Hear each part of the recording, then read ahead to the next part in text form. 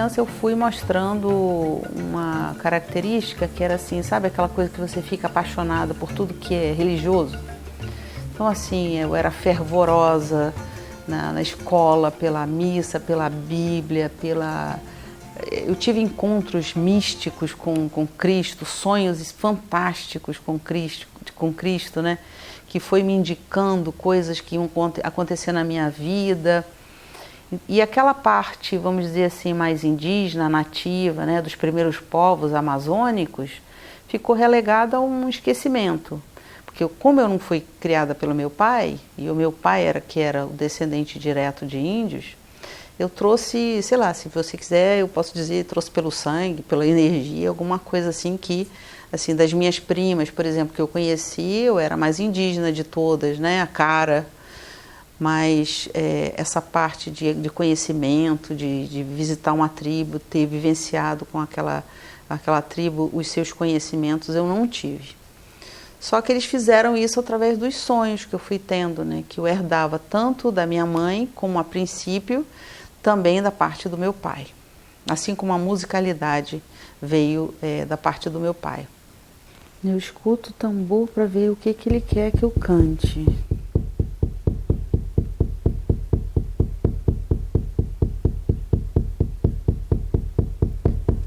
Wichita tuya tuya tuya, Wichita tuya tuya he, Wichita tuya tuya tuya, Wichita tuya tuya he, Wachatu neya heya heya, Wachatu neya heya he, Wachatu neya heya heya, Wachatu neya heya he, Wichita tuya tuya tuya, Wichita tuya tuya he. Quando eu tinha mais ou menos 23 anos, estava muito afastada dessa, vamos dizer assim, dessa minha parte mais essencial. Eu tive uma crise assim de identidade muito grande, né? Eu saí procurando a minha origem em povos por perto do Brasil, viajei até o México sozinha, com 23 anos.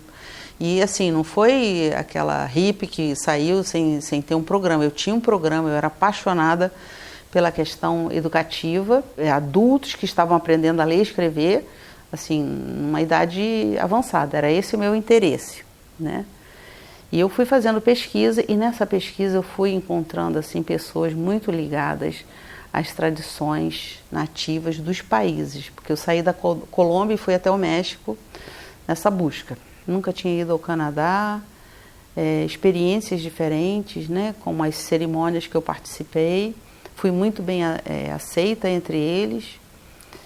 E uma coisa que eu senti assim, à medida que eu fui me aproximando daquilo que acho que a minha alma veio buscar, foi o reencontro com os povos, os primeiros povos das Américas, né? Eu fui recuperando a minha alegria de viver, tendo certeza do que eu vim fazer aqui, né? E como isso aconteceu, assim como alguém ou uma tribo inteira tivesse me dado de volta a minha vida, eu prometi de dar de volta a eles, onde eu fosse, eu ia falar deles, eu ia falar que eles existem, porque, por exemplo, porque aqui no Brasil todo mundo já ouviu falar dos Lakota, dos Sioux, né? Então assim, são mais conhecidos. Quando eu digo Ojibwe, eles Odi o quê? Né? Então ninguém sabe o que é Ojibwe. E é a segunda maior nação, tanto do Canadá como dos Estados Unidos, né? Então, essa minha ida para lá, né, com toda essa minha história amazônica, bem brasileira, um dia que eu estava num powwow, num campo de powwow, que é uma reunião de várias tribos, onde eles tocam muitos tambores, dançam e tem cerimônias também.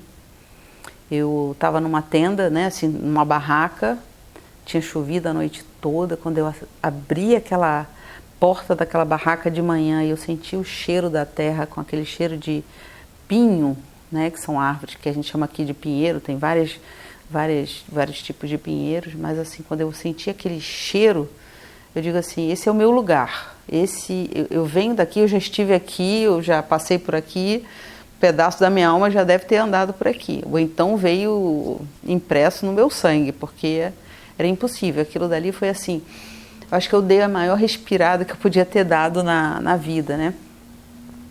E em gratidão, eu tenho trazido essa tradição para o Brasil, né? Não só Rio de Janeiro, vários lugares que eu já viajei em atendimento, né? E tem 10 anos que eu vou à Europa para passar esses ensinamentos lá na França, agora principalmente na França, na Bélgica, na Áustria, que eu tenho ido, né? Pergunta se existe alguma mensagem do mundo espiritual para essas pessoas que estão nos ouvindo, tá bem?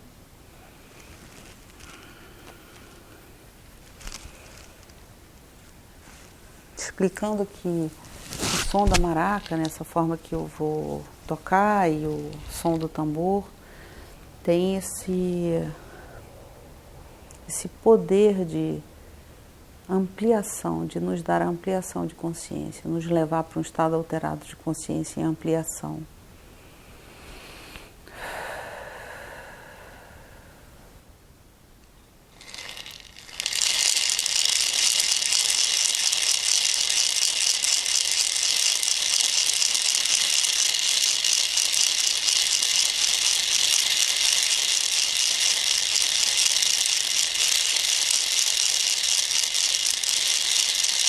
Depois um anjo, depois outro, ver os seus gurus, se aproximando da terra, fazendo as pessoas na terra, não só a gente, precisa para o mundo espiritual, os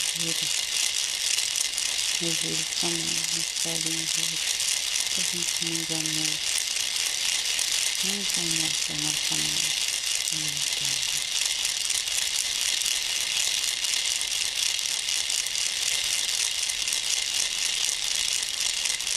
Aqueles que quiserem fazer alguma conexão com a Terra devem se aproximar da natureza, observá-la, observar os animais.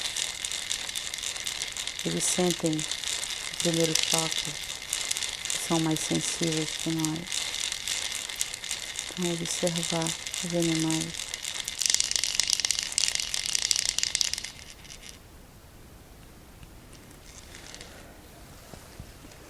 Nessa pequena jornada xamânica eu fiz uma pergunta.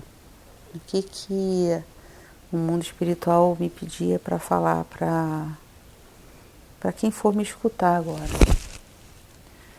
Então, eu vi seres de luz, azuis, brancos, em torno da Terra, olhando a Terra girando, e eles dizendo que eles precisavam que as pessoas da Terra também ajudassem eles. Que não é só o contrário, ou seja, a gente rezar para pedir ajuda. Eles também estão pedindo ajuda da gente, né? Que a parte que a gente deve fazer aqui é de enviar luz para a Terra, amor, e uma última recomendação foi que a gente pudesse olhar os sinais da natureza, principalmente os animais, porque eles são mais sensíveis que nós, para a gente observar, e que a gente também procurasse os antigos